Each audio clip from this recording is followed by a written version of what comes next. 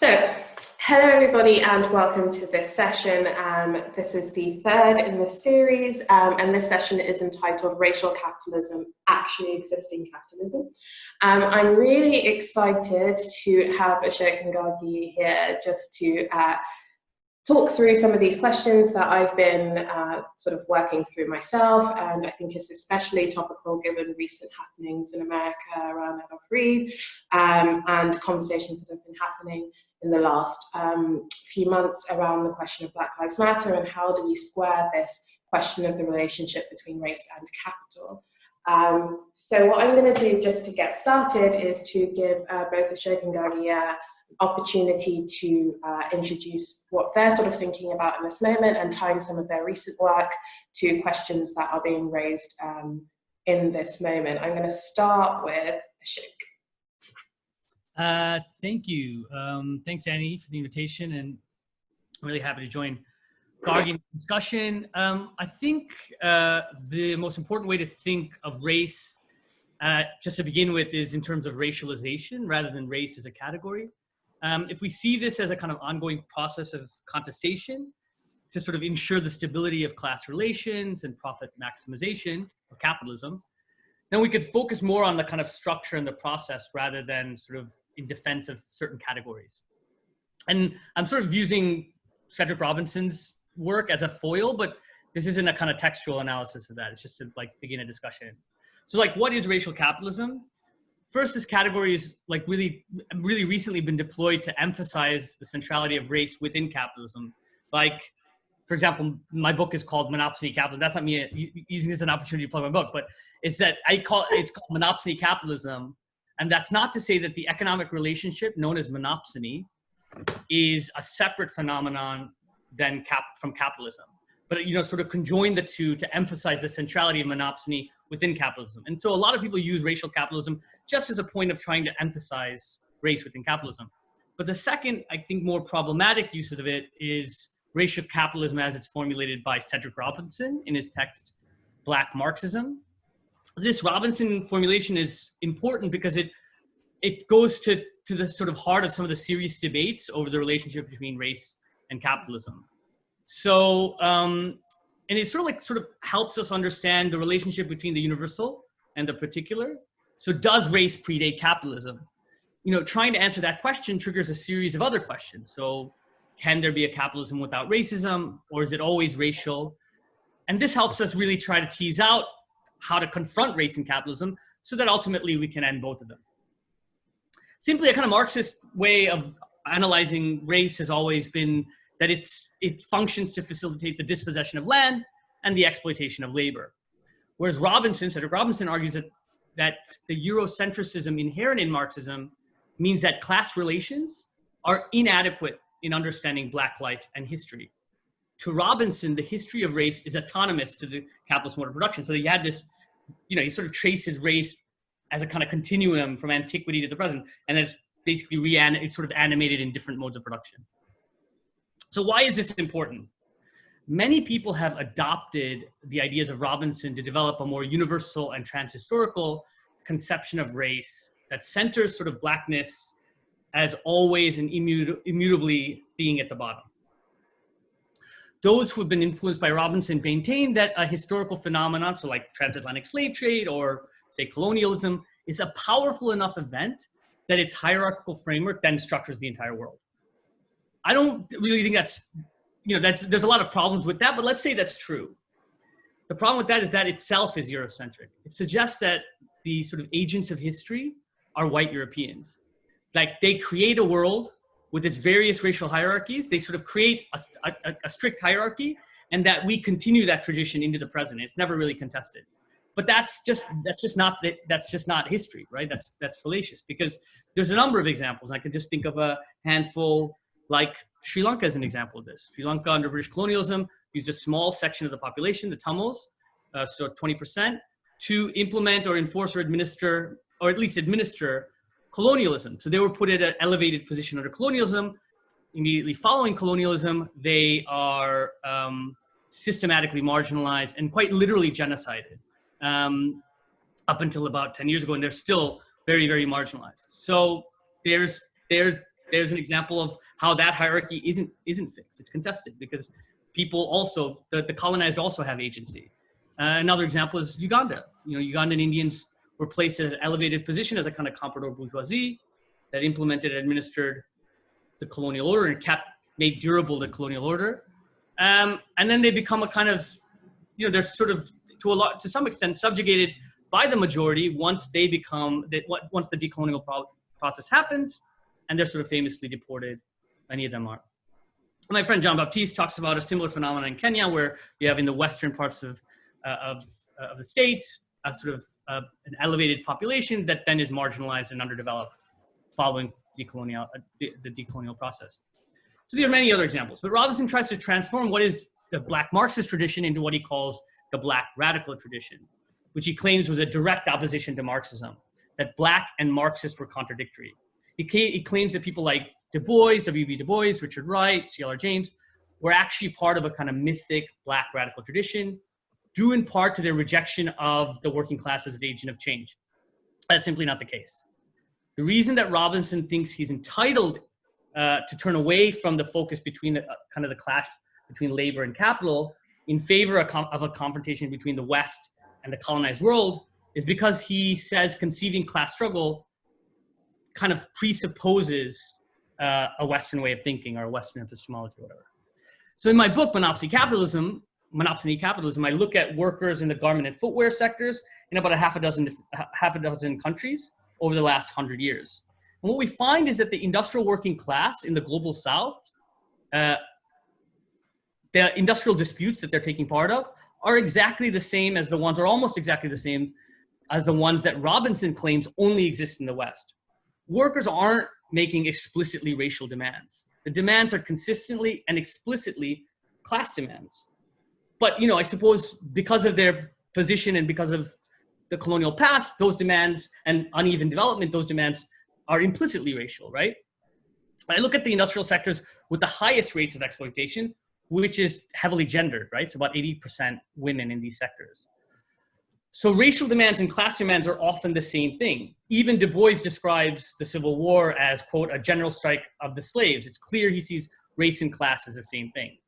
Right now, the people claiming that what ex-colonized countries ought to do is embrace an alternative non-European racialized forms of politics are basically liberal nationalists or explicit fascists. You see this in South Africa, for example, when nationalist arguments are used to deploy or suppress, or are deployed to suppress industrial disputes. But if we look at it as a sort of racialization rather than race, it's probably easiest to see the gendered division of labor as very much functioning as race does in these sectors, right? Gender is far more kind of globally similar than race. It's not the case that those with the darkest skin, for example, are toiling in industries with the highest rates of exploitation. But it is the case that women, by and large, in industrial capital are working in spaces with the highest rate of exploitation. So why are these sectors so gendered? Just as with race, women can be exploited more because of the social context of ideological subordination as race is. Simply, you can get away with paying women less. Similarly, women's limited access to the labor market means that, so they can't access other forms, other parts of the labor market, means that you have a large reserve army of labor, reserve army of the unemployed, which means you can increase the rate of exploitation in the sectors where they are employed, because you have so many people who need that work and they can't find jobs in other places. And finally, the ongoing centrality of women in social reproduction, so that's kind of unpaid labor in the home, makes organization harder and therefore rates of exploitation greater. So women-only hiring practices produce a clear gender division of labor within the factory. So women sew, cut, press, and clean what men design. Women operate machines that men service. Women work on the factory floor while men stand guard. Women toil while men manage, so on and so forth. Women's work invariably results in less pay than what is defined as men's work.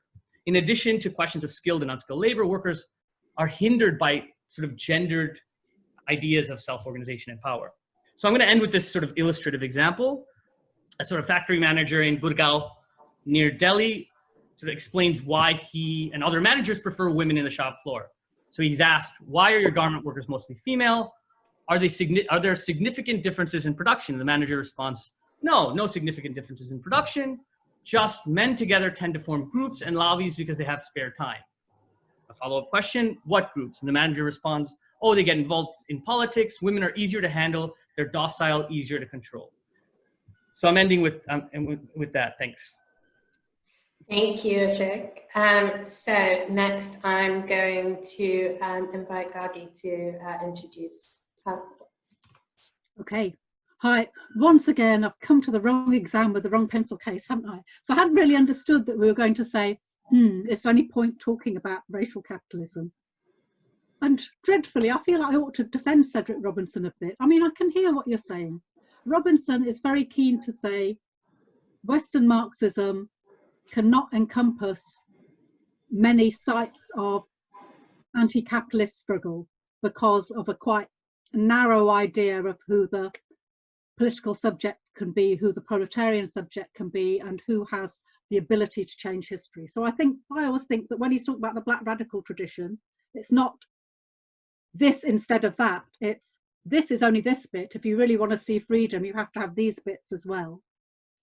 And I think some of what you're saying about a kind of essentializing of blackness isn't really Robinson, although I can see that he is used in that way. I mean, I think there's something different going on in this moment. Robinson ends Black Marxism with this lovely bit about saying, this might not be the only story. There are many other stories, but this is the bit of the story that I've been telling. It's a kind of opening to say, look, the point is to see who is the anti-capitalist subject. What good is it for any of us living like this if we don't see the whole range? So instead, I think the three things I really, when I try and summarize Robinson's idea of racial capitalism, firstly, I don't think you have to, it's not like a religion. You had this religion, now you get this one. It's like, well, is there something politically and analytically useful for us? And the three things I think Robinson puts forward, which I think now seem so commonsensical that it's almost like, why did you write that? But in 83, certainly in my experience, and that was quite early in my educational career, people are not saying it so clearly. So one, very carefully documenting the ways in which at that point, very prevalent view that capitalist development will eventually will proletarianize us in similar ways so that we become almost interchangeable subjects. That's questioned, and questioned not at all about looking at blackness, but looking at how the use of ideas of religious and national identity in pre-capitalism and in early modernity is used to kind of, so that you can put in divisions of labour onto pre-existing or kind of forms of identity, and then how we might think that going forward, because I think it's pretty clear now in the 21st century that however we are getting swiped by capitalism, it isn't by being made as one interchangeable subject or similarity. So I think that's still worth thinking about. And when I finish on Robinson, I'd like to say what I hope we're going to talk about a bit more about what's happening now. Then he has this whole gripe, which again feels so 20th century, because you need to think like he's writing before the fall of the Soviet bloc. There's a whole different set of things going on in Western Marxism. But that strong kind of, again, I can only say almost religious zeal, which saw historical materialism as one trajectory, that if you believe strongly enough, you'll pass through the stages. I once was in the Asiatic mode of production, but here I am going through, and freedom is out there. And Robinson is almost like disabusing people, saying, yeah, we all want to be free, but just reasserting again and again that this is the one trajectory of history and that everyone will pass through these stages is not historically astute. You're not looking at the places in which certain kinds of anti-capitalist struggle have taken place. And that's why, because of his own interest and positioning, he's most interested in particular in slave rebellion and how would you think of Haiti as a kind of formative anti-capitalist struggle which doesn't fall within these parameters of what would make an anti-capitalist subject? And the last one is, well, who gets to be the anti-capitalist subject if there's only one kind of industrial worker who is modelled on a mid-19th century model that even by the mid-20th century is quite hard to pin on the range of workers? Doesn't look like we're going to make it. What instead if we think about a variety of forces and practices? And this bit I think is his most optimistic and equally in some ways least convincing bit. And if anyone could convince me a bit more because it helps me wake up in the morning. Robinson pretty much says, if you want to see who resists, you need to see who's oppressed most. That the process of being oppressed ignites this possibility of resistance. And that's partly cultural, it's partly locational, it's partly material, but it's something about that antagonistic moment. And of course, that's great because you know, because it means every time they kick us, we're going to kick back harder. Who doesn't want to hear that? I need to hear that every day, otherwise I can't make it through. But I also think, you know, I'm not so old that I'm looking for scientific socialism, tell me the answer. But I still think you need some analytic process that lets you assess what political possibility is, to think about what are motives of change in different places. Of course, people kick back in many ways, in many places. And I also think we're in a moment where people are more open to saying, well, maybe we don't know which kind of kicking back is going to be the one that works. And perhaps that's how it's always been. That, you know, some people are thinking, oh, if I can lay the bet, I bet on you. But everyone else in the process of trying to survive is just kick, kick, kick, and hope this kick will knock them over, make a route. But there's something in that, in the analysis of racial capitalism, which opens our imagination of what the political subject can be. And I think we need that now. And we need it because, going back to the title, I think there could be a non-racial capitalism, because I think capitalism can remake itself in any which way it wants. If it came to a point where that work, to abandon the logics of race worked, of course it could do it. I've seen in my lifetime an extreme change in how the great captains of capitalism globally talk about issues of gender and family. That doesn't mean they're not exploiting poor women in the world, just as Ashok has said. But we've seen that in the last 50 or 60 years. Suddenly the World Bank is saying, yeah, I'm going to screw you, but oh no, women in Parliament. You think, whoa, that means they can do anything. They can come and say, oh, you homophobes, I'll have to take your surplus value because you're such backward homophobes. Oh, you peasants, you don't like minorities, let capital save you. All of that is within the space of development speak already. So I think that's all true, and yet we've not seen it yet. So maybe capitalism doesn't have to be racial, but we've not yet, any of us, seen a history in which it has not been. And not because there's a static hierarchy, but because the odd kinds of illogical categorizations of populations that we all inhabit then are parasitically inhabited again by capital as it comes to our spaces of living. So that we live with those differences. We accept those differential hierarchies. Sometimes we don't even accept them, we just don't see each other. The practices of racialization mean that this group of workers will only ever do a night shift. And so it works. It works for them to do different conditions, different pay, different levels of protection and lack of protection by the state. So I think the term racial capitalism is that just because people who have a certain view of how freedom is never possible have taken it up, it doesn't belong to them. It's a way of thinking about the ways in which the logics of race can be used in capitalist development, can inform ways in which capitalist expansion comes into different territories or makes territory differently, including temporal kind of territory. So suddenly a night economy, suddenly an early morning economy. And most of all, it's a way of starting to think about why it's so very, very difficult for us to be together. Because I think, you know, the absolute question is, none of us can survive this. Is a way of us getting out of it, which is not together? I don't think there is. And so then the only political question is, what are the things that are stopping us being together? And I think racial capitalism is just one of the ways in which people have tried to say, well, what are the questions about what is stopping us being together? And I've talked for much longer than I thought I would, sorry. That's it. Amazing, thank you so much, Gargi. So I'm just going to so I've got so many questions that of course have come out of what we just heard there. So I think what I'm trying to put it together, piece it together, but I think what was great about both of those sort of introductions was I think it was a very thorough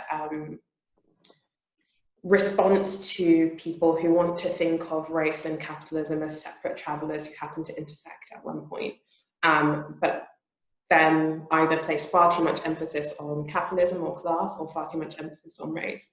And I think one of the sort of helpful ways for me in terms of thinking about it has been in understanding race as something which has transformed the nature of capital, which is what I think that Black Marxists in the 20th century were trying to sort of put across as the politics.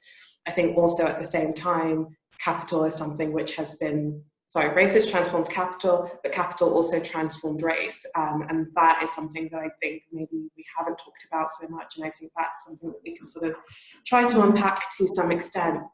And I was just thinking about in your comments, Gargi, about the ways in which this sort of strict up, and tying that to what Ashok was saying as well, the ways in which this presumption of an overall hierarchy of race, which is static, inhibits our capacity to understand those dynamics of the ways in which capitalism has changed race and the ways in which race has changed capitalism. And I think the best formulation I've seen so far is by this guy called Bruce Berman. I was like late night writing an essay while I was in my undergraduate, and like came across this article, and I just keep going back to this language. So he uses this metaphor of a palimpsest, which is to say, in the process of colonization, bearing in mind firstly that colonization initially is not a state project, it's a project of capital. Companies then sell those territories to states, but that's something that's often forgotten about that process.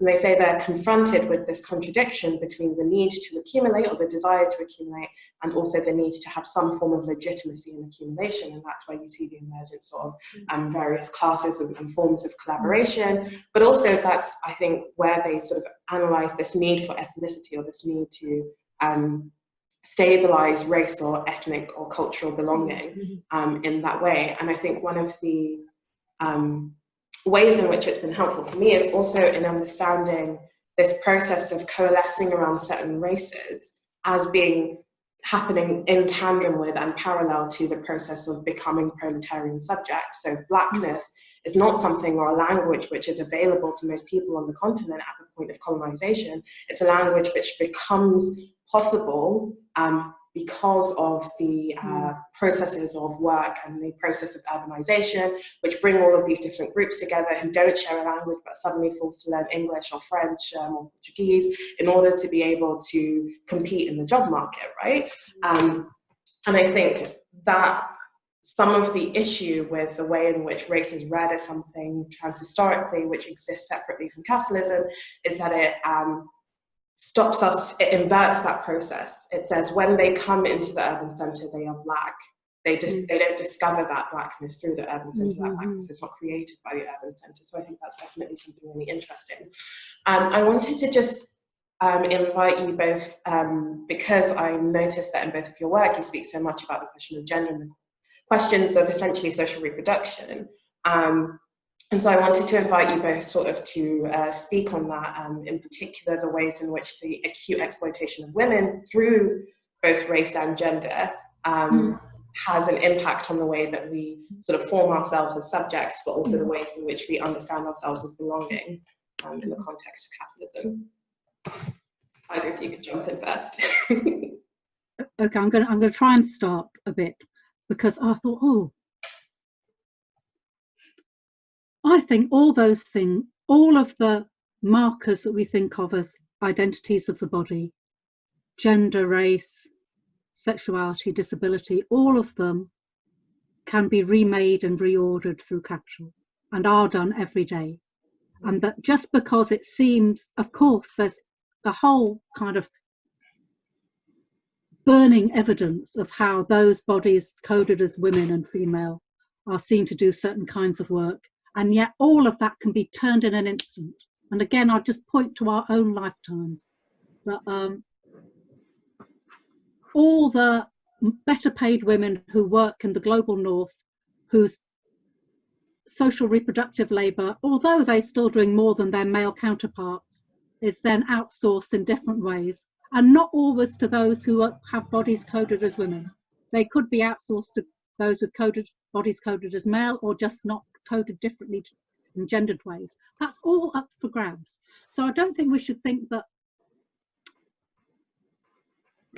capitalists, just as much as you say that the racial naming that we find so naturalistic can only be imagined through a certain capitalist history, I think we should start to think that the kind of gendered naming equally has a history that, if not exclusive to that capitalism, is so embedded now in a certain kind of idea of the household, the productive unit, the link between the family and production, that it's kind of, it's like it's stolen all of our body parts for that story of self, and that all of the other more diffuse ways in which our bodies are not only about making babies for the production process are kind of lost. So I just start with that.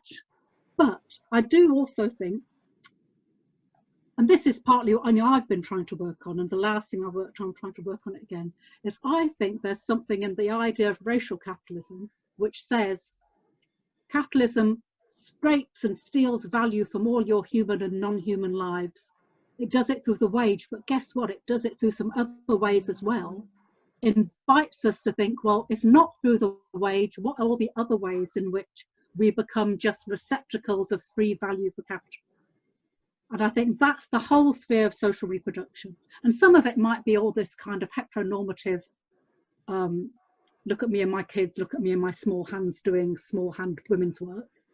But I also think it's much bigger than that. It's about trying to understand in which the ways in which all human and non-human life gradually gets kind of sucked into this machine in which no one's life matters because there's this other imperative which is really against life. Now I sound like a crazy demonic kind of creature, so I'm going to stop and hope that one of you will say something more close to the question. No, Gargi, I agree with everything you said. I think on the first point, before I get to Annie's, on Robinson, it's similar to the critique around Edward Said's work. You know, the original work is far more useful and I'm far more sympathetic to and far more materialist than some of the people who've interpreted it. So I think that's a very fair point. On the question of social reproduction, I think, you know, it's like, because I said the importance of talking about racialization as this kind of ongoing process rather than race, because it becomes more dynamic to talk about racialization and seeing the roles that in different contexts, even if something isn't clearly defined as a racialized subject, you can see these processes at play. And I think this is where questions around social reproduction come in. For example, China, after the fall of the bamboo curtain, becomes an essential part, after the crisis really of the advanced capitalist, specifically in the US and the British context of 1973, there was a necessity in the crisis of profitability for capital, to industrial capital, to produce with cheaper raw materials, a more compliant state, and really cheap labor and surplus labor. And China was a perfect way of absorbing that without having runaway of inflation. And so China becomes essential to the stability of global capitalism. But then what is the racialization there? It's not very clear, right? But what you have in China and what remains in China is a system known as hukao. The hukao system means that the place that people are born is where the state or the provinces there are able to provide for their social reproductive needs, right? So it's like when you become old, your land, children, education, so on and so forth. That is where workers and people in China, that's where it's tied to. So once they move to provinces like Guangzhou and Shenzhen in the Pearl River Delta region, very productive areas, none of those provinces need to care for their social reproductive responsibilities. So you have a much more sort of truncated form of social reproduction in where the places they've migrated from, and they're known as migrant workers, even though they're within the Chinese state and they're Chinese citizens. So what you have is a kind of care chain occurring in one place and a production supply chain happening in another place. And that cleavage, that separation, that distanciation is central to increased rates of exploitation, low social wage, and also central to the development of these provinces that didn't have to worry about social reproduction and could just purely accumulate accumulate capital for themselves as provinces in their own engine and necessitate high rates of profit for companies. And so that's where you see this process of racialization really become central. Whereas, are these racialized subjects? I mean, I don't know. I don't really think so. In the classical American chattel slavery descendant version of it, or even indigenous version of it. And I think it's also that, so that's why it's really quite important, I think, when we talk about racial capitalism, that we look at the specific context and look at how what it means materially. So for example, another example of this, that's more close to home, a recent example is the Leicester, workers in Leicester garment district, which produced for like major brands like Boohoo and others. And people must have heard about this. And of course, it was the combined factors of increased wages and production costs around the world, the crisis around COVID that disrupted supply chains, that meant that you had, these companies felt compelled to produce more from places like Leicester. So it increased the domestic production. But it's also the fact that almost all these workers were brown women, earning between £1, if they were earning £1 or £1.50 if they're undocumented, to £4. If they were making £5, they were like seen as the sort of the creme de la creme, and that's significantly lower than the national minimum wage. And it's and the owner of Boohoo is a brown guy, so their exploitation isn't because there's a confusion here, and I don't think anyone in this discussion has this confusion, but where people will say they're exploited because they're brown women. It's like they're exploited because they're workers, but they're exploited especially because they're brown women, because of the factors I was saying before. You have low access to other forms of labor, so you have a high increased reserve army of labor. There's a certain degree of desperation there. The fact that no one really will take the fact that they're being exploited at such high rates in terms of the structure of society or culturally as seriously. Trade unions don't even care to organize them because there's the levels of dehumanization that's both gendered and racialized. And so the question then becomes, would they have been exploited as much if they were white women? Would they have been exploited as much if they were white men? I think the empirical evidence suggests absolutely not. And I'll just lastly say, on the question of the centrality of workers, to go back to Robinson's work and Gargi's point, I think it's really important. I'm going to sound a bit like a vulgar Marxist here, but the reason why Robinson's point of the most exploited workers, and I think this has become a more generalized politics, that we have to find the most exploited workers, or the most oppressed, rather, not exploited, most oppressed workers, and they're the agents of change. Well, I mean, in our analysis of capitalism, that's not necessarily true. I mean, there is a reason why the most valorized sections, the most industrially developed working class, it often becomes able to shut down the levers and critically choke the economy. And I think of 4 examples, really, like chosen at random, but the Tunisian uprising, Egyptian uprising, the Green Movement in Iran, problems notwithstanding, and the red shirts in Thailand. The red shirts and Green Movement had mass popular uprisings in the streets and took squares, but it was only Egypt and Tunisia, again, lots of problems with that, they were able to upend the existing social order to some degree because there was a popular struggle that then resulted in a more general strike of workers in day 16 and 18, respectively. And that was able to bring the government to its knees. So I think it's not necessarily of seeing women workers or black workers or whoever as not important to organize. Of course, it's very important to organize them, and especially if they're the industrial working class. But the centrality of the industrial working class is particularly important when we're talking about revolutionary practices within capitalism. Definitely. No, amazing. Oh, I'm really happy. Okay, so I've got quite a few. Can I just say one thing about racialization of it again? Of course. So I think anyone can become racialized, and if anything, it might be the other way around, that the process of being confirmed in a lesser status itself becomes racializing. And even though it's a bit anecdotal, look at the way that suddenly Britain within 20 years thought they could see an Eastern European. That's a marker of how the combination of state inaction, lesser labour protections, a certain segmentation in the labour market, all comes together to kind of concoct as if you can see it. Let me tell you, in 1999, no one walked around the streets of Britain saying, oh, I can see this different kind of white person. So that's, you get taught to racialise through this combination of processes, many of which are capitalist processes, but there's also some kind of not quite in sync process around whatever is happening with formal political processes, I think. And I think what I hoped we'd talk about before the end, because I'm very worried about this, you know, I'm also schooled to think that there will be something like the industrial working class who will be the site.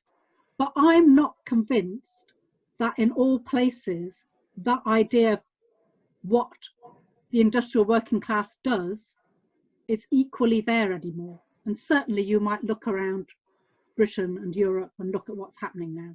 So I see absolutely that your field work is in those spaces of intensified, very explicitly industrial production, and what has happened with that, and especially how instead of massifying, it's dispersed and become dangerous. But I think there's a kind of question for us about, well, firstly, you've already kind of said, it's an alliance, isn't it? The industrial working class might not be the only factor, but it's a key factor. That's a big difference to say. That's a big difference from 1980s Western Marxism. You know, and I think they couldn't have said it then, and we cannot not say it now. But then even within those chains of alliance, who are in the chains, and what happens when work changes so much? That's really what I am staying awake at night around. So if anyone has got anything to say about that, that'd be great. All right, so loads of comments on all of that. I just wanted to first say, Ashok, what you were talking about in terms of this cleavage between social reproduction and then, you know, labour and in a separate space, geographical space, is really interesting, just because I began to sort of think about that question through the lens of Southern Africa, colonized in Southern Africa, where you have the homestead, which is the village where everybody is, subsistence, and then regular sort of migrant labour, internal migrant labour, which is tied to contracts which don't allow you to bring your family into the urban centre, you know, or even like architecturally, it's built around like single flats for single men, essentially. And then, as you were saying, I was thinking about it in the context of like migration into Europe or to the West, like in the sort of decolonization moment or the post-war moment, where a lot of these economies in terms of social reproduction within the global South is dependent on remittance, which is sent from workers who are racialized differently within the metropole. And also just kind of I'm thinking about the way in which I'm moving away from this sort of notion of like any kind of usefulness to an overarching understanding of race. Because it strikes me that when we're talking about the way that race actually functions, we're not talking about generalized stereotypes about Black people, we're not talking about generalized stereotypes around South Asians or East Asians. What we're talking about is the processes which allow for their exploitation, which are the actual things which render them more vulnerable to exploitation, render them more vulnerable, for example, now to coronavirus and to COVID, etc. These processes operate very differently to that overarching structure. So there's also a process of like localized racialization, which I think completely gets missed in conversations about race today. And I don't think people really take it seriously, perhaps because of that lack of historicity. Which brings me to the second point I wanted to make, which is that that struggle to find the most oppressed, to find the most oppressed and to treat the oppressed as the most oppressed as the revolutionary subject. And I'm thinking about ways in which people talk about, you know, if you're a Black woman, your existence is resistance, your very existence is resistance. And I think that comes from a misreading of why the working class is treated as a revolutionary subject as when Marx is writing. It's not because they, you know, their radical chains aren't because they're the most oppressed. The radical chains aren't because they don't have, you know, they are relatively better off to like the serf or the peasant, right? Their radical chains are because of the possibility which is created by the way in which they conduct their lives and the way in which they engage with capitalism, which gives them a certain form of power. So in the 20th century, when Black people in America, when the colonized are talking about their position as revolutionary subjects, they're talking about their position as revolutionary subjects because they understand that the process of imperialism and the integration of their economies into the global economy, or the integration of their economies, or the relative dependency essentially of the metropole on their labor, renders it vulnerable to them and renders it vulnerable to their struggles. And I think that's something that's often missed or not really talked about. I wanted to spend some time actually reflecting on this thing that Gargi was just talking about in terms of the, looking today. I don't know who that, if I knew the answer to that question, I'd be out on the streets making revolution. Exactly, not sitting home Zooming again, God. But I think that's the difficulty, because I feel like so much has changed in the last 40 years. And so much of that change has been under-theorized. Just thinking about the way in which, you use the example of like the people thinking that they can spot an Eastern European. But, the languages which we use to describe ourselves have changed so radically in the last 40 years. Even if you're thinking about going from describing everybody who, Blacks and South Asians as Black in Britain to this very, granular, am I Bangladeshi, am I Pakistani, am I like Nigerian, like that kind of weird shift has happened. It's been. Am I Northeast London Nigerian? Pardon? Northeast London, third generation Nigerian from this. Wow. But I think that's another question, right? So when we talk about this question of legitimacy, I think it's also important to talk about what legitimacy means as inducing consent, right? By fixing itself, or latching itself onto our desires for community, and then producing communities which appear to us as natural because we wanted them, but also act as mechanisms for our further exploitation. Does that make sense? No, absolutely. But it chills me to the bone. But it's true, isn't it? And the other half of what I started to write about, then I couldn't, and I'm going to try and come back to it. But I think there's another part of theorizing racial capitalism, and some of that isn't through a Marxist tradition. There's this whole other kind of critical legal scholarship which talks about racial capitalism really as the self-commodification of ethnicity. So like, if I wear my dupatta in a kind of stylish way and get a job for that, then here I am. Think, what's that? But I think there's something in that in a time in which our economic subjecthood is also kind of, firstly, it has invaded the space of everyday life and leisure, so that, well, there's a whole other discussion, but probably process of accumulation have moved beyond the wage relation. We're always beyond the wage relation, but now through varieties of surveillance capitalism or online culture, there's a whole other way in which we are rendering up our value, not only when at work, and within that, identity, performance, all of those things becoming something else. And I think there's a really big payoff in the processes of racialization, even for those of us who are subordinated. And I'm not sure that was there in such a kind of tricky, hard to dislodge way, even 2 or 3 generations before. Not that people weren't proud and organized, but that kind of endless self-performance and self-confirming around quite minuscule ideas of identity. Again, I sound so old when I say this, so I absolutely accept it might just be age, that younger people might say, oh, shut up, Granny. But it feels like something we must at least engage with. And I don't even mean to engage with, say, oh, how rubbish, get back to your class consciousness. But, that politics has to address people where they are. If this is our reality, then this is the space. There is not some other space where you kind of rip people back to 1950. If people experience themselves as at once over-policed, underemployed, materially deprived, and yet hyper-invested in very particular kinds of racialized identity, even as those racialized identities are used to kick down their doors again, then that's our question. It has to be, hasn't it? Our question is what we live with.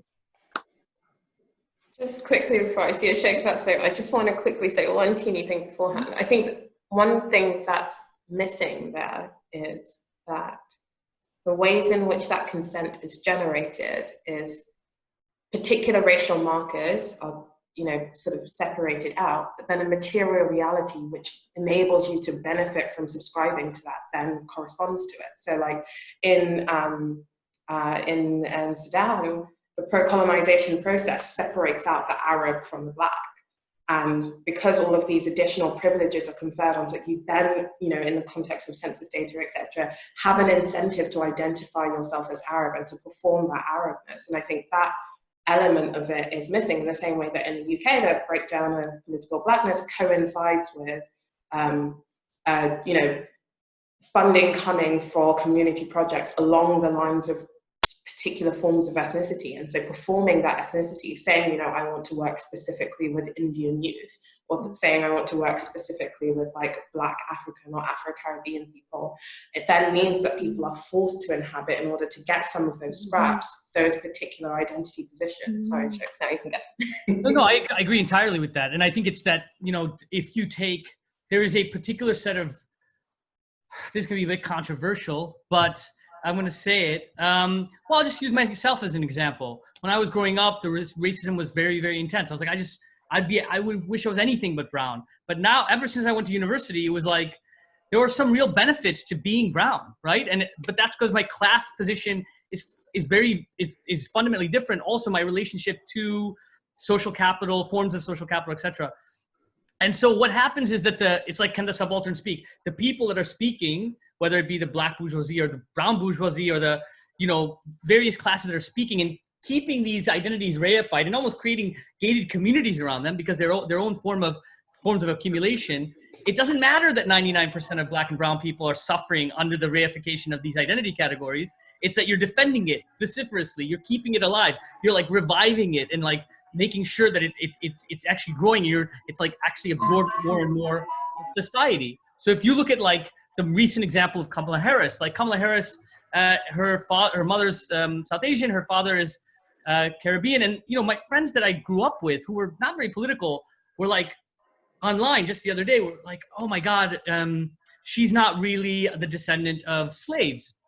So I was like, well, I don't really even want to get into that discussion, but I was like, what are you talking about? Her father's from Caribbean, and that was central to the Caribbean, he's from Jamaica, it's central for the Caribbean slave trade. And they're like, wait a minute, that's not American. So the point was that it becomes if you think like, there's two forms of, I think, the relationship between the particular and the universal, right? If you look at like, not to get too esoteric, but post-colonial theorists, etc., they are obsessed with the particular, like post-structuralists, obsessed with the particular. So they'll say, you'll find all kinds of similarities between workers everywhere, but they'll say, no, that's something particular here, or that particular there. So they particularize that which is universal, right? Whereas then you look at Afro-pessimists and others like that, people who subscribe this ADOS, the African descendants of slaves idea, will universalize the particular. They say the American experience is so bad because of the transatlantic slave trade that it informs the entire world. But then when you get into the nitty gritty, people will start arguing, no, there's something particular about this group. And then there's something particular about dark-skinned Black descendants of slaves. Then it's like, it becomes more and more in particular. So, more obsessed with the particular. So, and more domesticated and kind of corroding the possibility for internationalism and solidarity. Yeah, no, definitely. And I think there's a way in which that route between the particular and the universal either, as you said, either gets completely shut off or gets completely mystified, right? Because that mechanism of understanding how the particular informs the universal is never really interrogated as a sort of either a theoretical question or a methodological question. Instead, it's just taken as a given. And I think, I can't remember who tweeted it, it might potentially have been you, but I saw a tweet the other day about like the only thing that like, well, one of the main things that like Black American scholars have in common with like American scholars in general is just their like obsession with US exceptionalism, right? And that exceptionalism can become a form of chauvinism. And the only way in which that can be corrected against is by understanding not just that the experience of the US happens in a silo, or not, just saying that's just completely separate from what's happened to the rest of the world, because it feeds into that. Rather, it's to say that the way in which the language that we have within the academy is shaped is by the dynamics of power that the US Academy has in relation to the academy elsewhere. Sorry, go ahead. No, I was just going to say on that line also, it's not to say that there's no universal material process in which we can analyze race. And the best text for this, and I go on about it, and people who know I go on about it, is Patrick Wolf's Traces of History, where he actually compares, and he starts off by comparing, he's an Australian sort of theoretician of settler colonialism, and he compares the Aboriginals of Australia, who would be racialized as Black, with the Black and Indigenous tradition, racialization in America. And he says actually the similarities between Black people in Australia and red Indigenous people in America is almost identical, because their relationship to the colonizer, the dominant forces, was one of trying to ethnically cleanse or genocide or culturally genocide a population because you wanted their land. Whereas the descendants of slaves was their importance in terms of labor. So that's a way that we can analyze things in a materialist way that has universal similarities, but also emphasizes the particularities of a situation, but bases itself around a material analysis. Okay, I'm really sorry. I know I'm going to give Gargi first opportunity to respond, but we have loads of questions. Yes, I was just going to say that, time is getting on, and people are asking things and we're not responding to them at all. Shall I have a bit of a go on accumulation by dispossession in Britain under the US, and then see if we can move on? Okay, go ahead. Okay, so someone quite early on has already said, oh, what about accumulation by dispossession? I suspect everyone in the room knows, but I can't see everyone in the room, so I'm just going to say it quickly. But the term accumulation by dispossession, I think, is popularized by David Harvey, but it's part of a much longer tradition. You can certainly say, well, maybe that's what Rosa Luxemburg is talking about saying that there's one way, which frankly is not even in Marx himself, but is in one tradition of Western Marxism, which says that you used to have primitive accumulation, that how capitalism starts is that people with power and weapons go and steal a load of stuff off the peasantry and other vulnerable people, and that's the first accumulation, and that's primitive because you don't have any industrial process. It's basically just thuggery and thievery, and that's the basis, that's the blood at the heart of what enables capitalist history to begin. And then there's this other trajectory which says, that's kind of true, but doesn't look like the thuggery and thievery ever stopped. Thuggery and thievery is what accumulation by dispossession means. It means that, yes, there's the wage relation where you exploit the worker who has, as Annie's already said, that power, because then suddenly their work becomes this central motor of what creates all surplus value in the system. But alongside that, there's always this, who can I take stuff from? What resources, what land, what bits of labour that I won't pay for, what terms of life, what bits of your family, what things you used to own, what social goods that you can suddenly turn, that's what's been happening with COVID and in Britain, things that used to be almost social goods, you let them be money makers for the hyper rich again. Accumulation by dispossession says that stuff never ended. It's the basis on which capitalism starts, but it's always a strand going alongside the more formal histories of capitalist development that we've seen and monitored. And as a person that I think has already said, of course, some of the biggest and most important ways of thinking about that have been in analyses of settler colonialism and about where, if there's a spatial fix outwards, how do you get that land, how do you get that territory, you will raise the population. But it's happening in all kinds of ways today, and I think part of that is about understanding both how racial capitalism is a continuation of racialized histories and always an invention of new racial categories, that both those things are in play.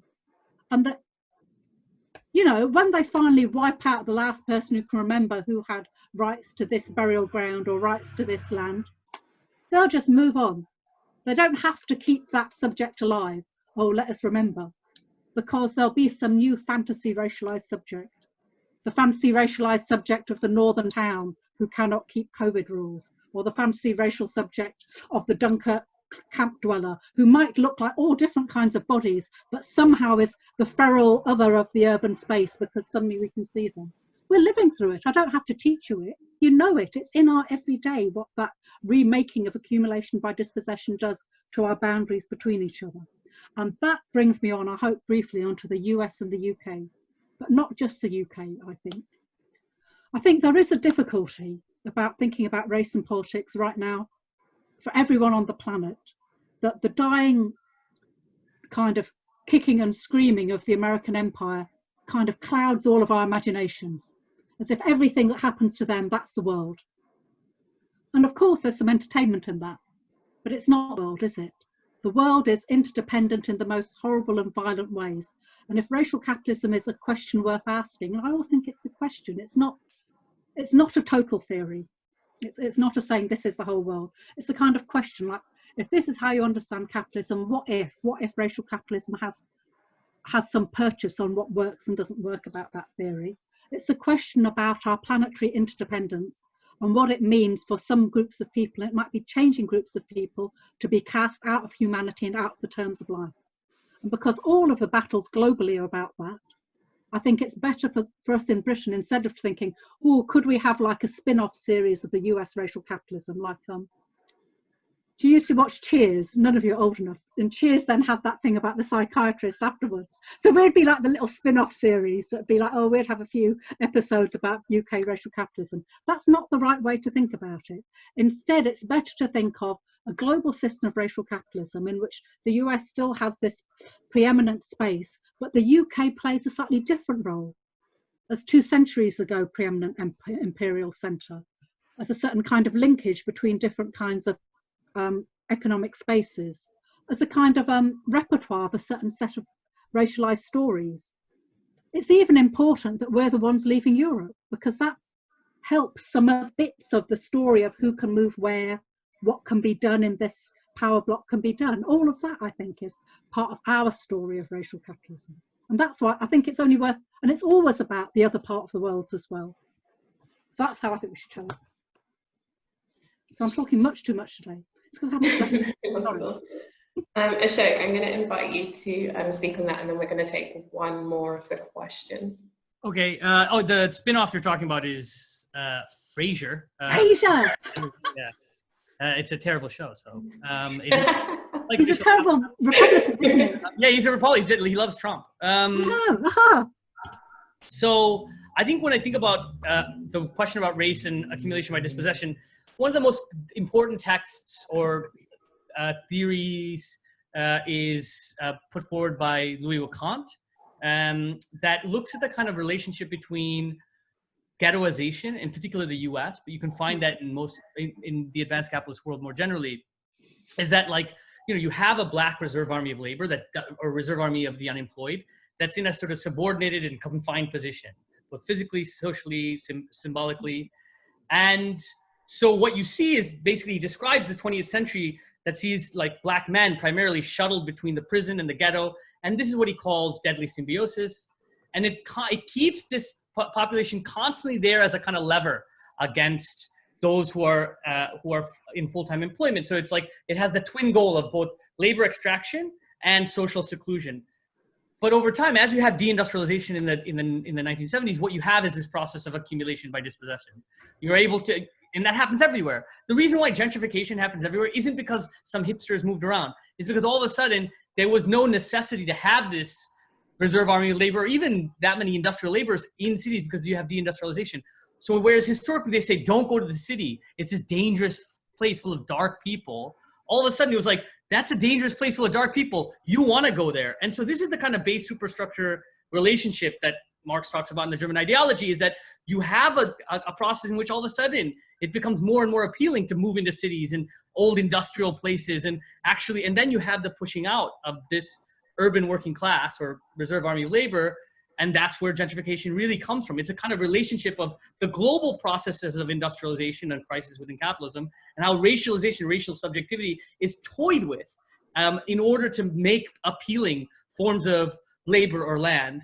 And that's why I think the interesting thing about Kant's work is how those dynamics not only change, but it's not context specific. It's specific to the advanced capitalist world. And you see forms of this everywhere. I mean, with Paris being the exception, obviously they had this new Haussmannization in the 1800s where they gutted the central of Paris. But I think that's an important text if people are interested in understanding the role of race and the urban subjectivity and labor in terms of the idea of accumulation by dispossession. Amazing, thanks, Ashok. So just one more question that I think is an precarity question. This question of precarity. I'll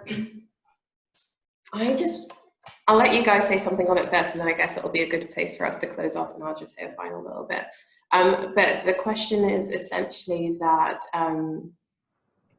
there's a sort of argument that precarity has entered into the sort of literature and imagination to comprehend ways in which whiteness doesn't confer a certain degree of security relative to the colonized other or racialized other anymore.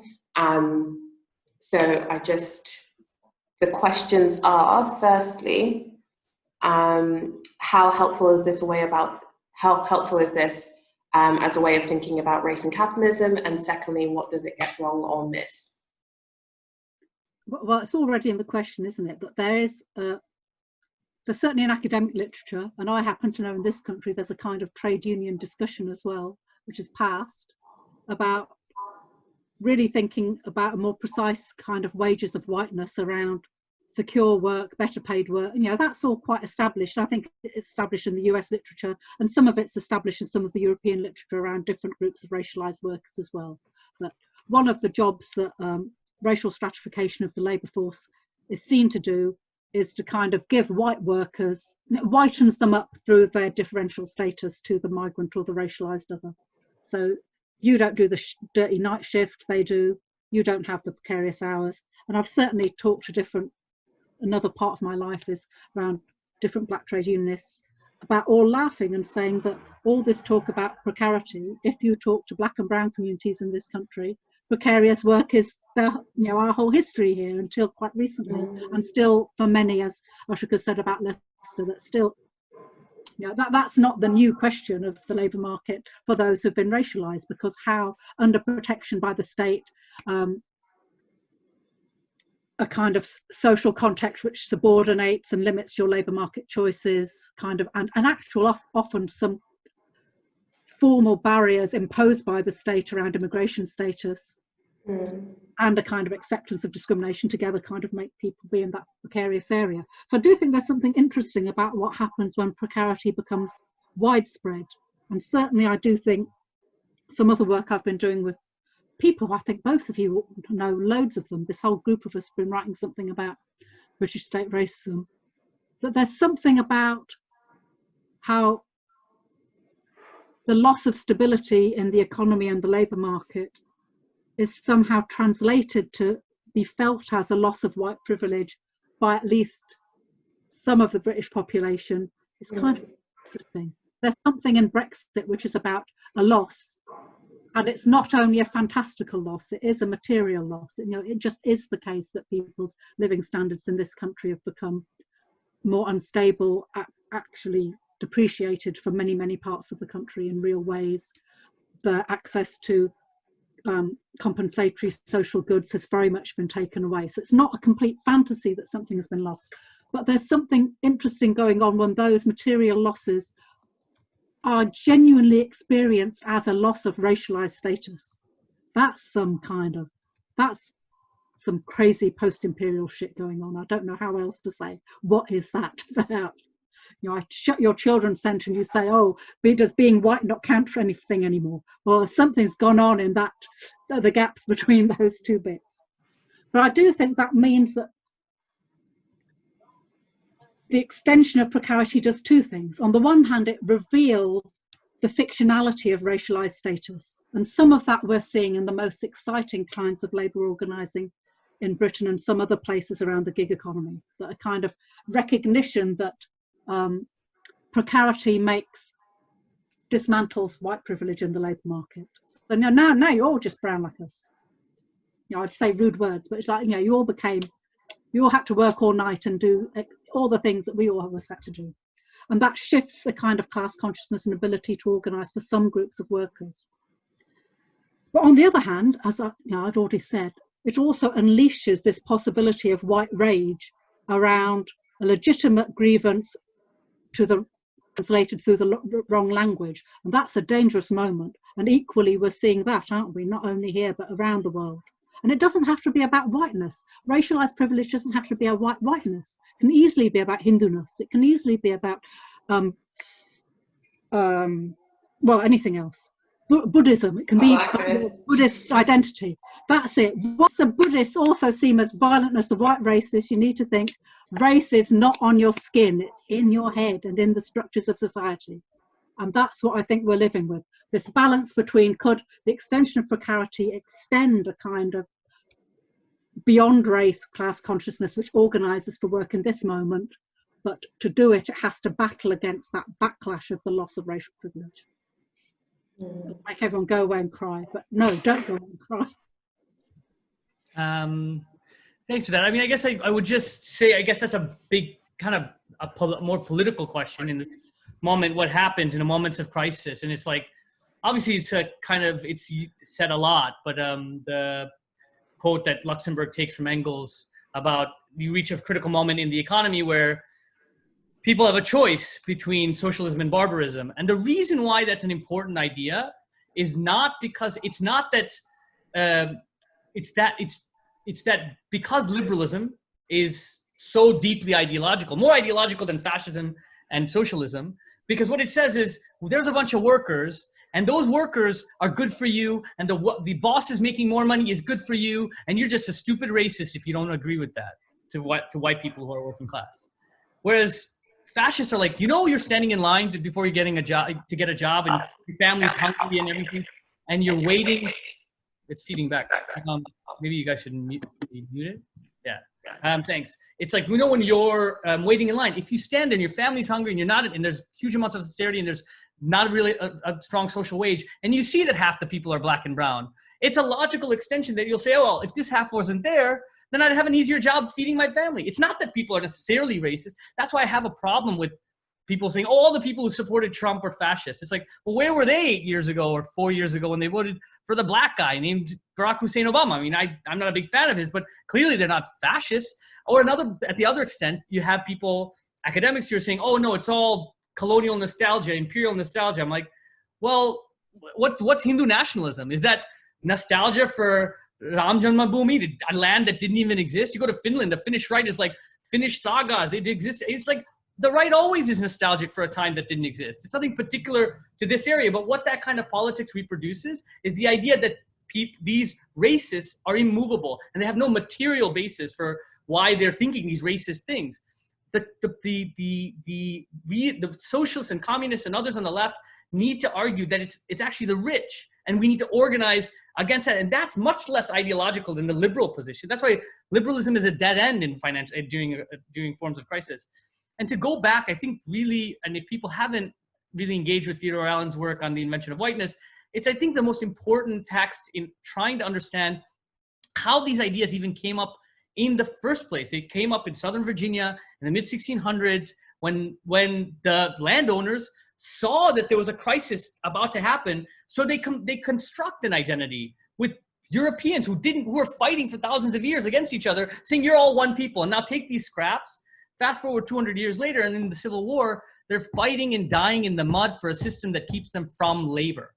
They're preserving a system that exploits them. And that's not that different from what's happening now. And I think it's important to look to that to analyze how we can confront it. Amazing. So I guess this time, can you hear me? It's kind of weird. It sounds like a robot. Is it that? No. Oh, no. Gargi, can you hear me? Oh. Okay. Don't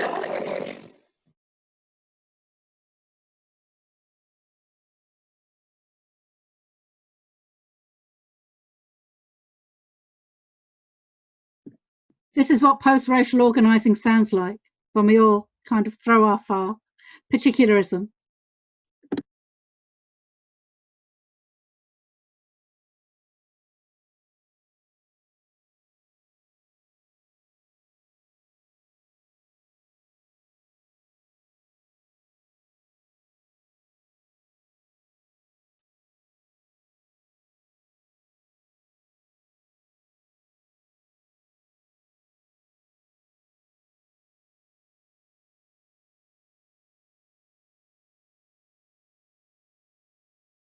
You know, one of the things that seems to get missed is that there has always been a class of white people within white people who have experienced this level of precarity, right? And that often gets missed. You know, it's very easy to sort of think at a top level when we're theorizing the world through the thoughts of thinkers who are trying to provide post hoc justifications for what has already happened and the processes which have already happened. And I think those white people who experience that degree of precarity, you know, there's also like a whole conversation to be had about this sort of pre-Second World War moment. But those white people who experience that degree of precarity have often been the same white people who've organized in solidarity with the oppressed around the world, right? And I think, you know, there's a tendency when we look at it just as Ashok was just saying, you know, simply as a form of nostalgia, to overlook this history of the possibility of struggling together. And I think that's why so many in the Black Marxist tradition, but also just so many in the Marxist tradition, emphasize this process of struggle as being something which can rid us or disabuse us of some of these identities, because it suddenly makes it obvious that these identities are entirely arbitrary and these identities don't speak to a common or shared experience. And I think really that's where our energies should be lying in terms of explicating it, providing a language for this in terms of how we think about and do politics. The other thing I wanted to say, sorry, that kind of disorientated me a little bit with my Dalek voice, but the like sort of final thing I wanted to say is, I think conversations like this, I'm so grateful to both of you for coming on today. I'm so grateful because actually even through the process of this conversation, it's helped clarify a lot of things in my mind. But I think one of the things that's sort of important as a takeaway from this is this notion that whilst what is around us, the language of neoliberalism and the ideology of neoliberalism seems completely insurmountable, can be quite, you know, depressing to think. The reality of the situation is there have been moments in history which felt as totalizing as this, right? You know, if you were a peasant subsisting on your land, it was inconceivable that you would be able to live a life in which you weren't controlled by a master and weren't controlled by a lord, sorry. And so I guess in this moment, this relative lull, I think it's a time to be doing some thinking and some rethinking. It's a time to be returning to certain texts. It's a time to be connecting and trying to find connections with people, not just within our local sphere, but also more generally in the international. But I also think it's a time for preparing. Maybe I'm a utopian. I'm not.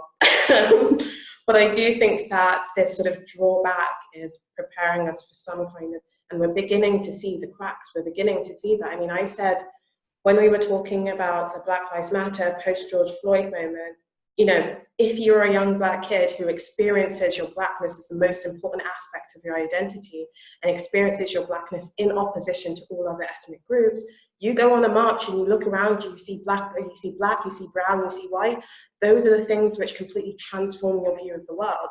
If you see someone like Kamala Harris running for vice president, ex-cop, putting people in prison, fully participating in the sort of like process of mass incarceration, that's when you begin to unpick a lot of these ideas in people's minds, and that's when you begin to make some headway. And I do think maybe this Biden-Kamala ticket, or this Biden-Harris ticket, and also, you know, some of the analysis that we're hearing coming out of a sort of liberal bourgeois Black class who are trying to cling to that relative privilege within the context of the bourgeoisie that blackness has conferred on them, and the notion of them as being oppressed and, you know, a protected class has conferred on them.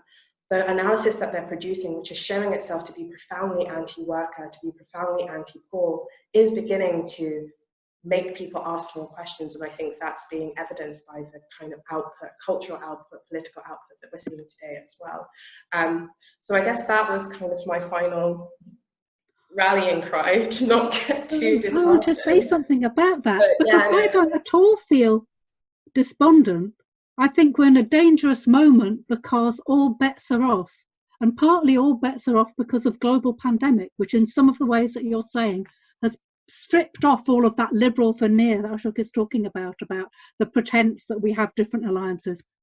Look, they're letting some of us die in the street. If you can't see the class line, then you're not going to see it. And of course, around the world, it means lots of people see, oh, now I understand. I don't need wages of whiteness. My old folk are dying just the same as everyone else's. That means something is up for grabs, but the moment of opportunity is always a moment of danger, isn't it? Because the powerful don't think, oh, I'll sit back now, oh, it's a fair cop, now they all seen it. What they do is they rally their forces and their armies and their weapons, and we're also seeing that. But that moment when the kickback is so open, that means something's afoot, something's at stake, isn't it?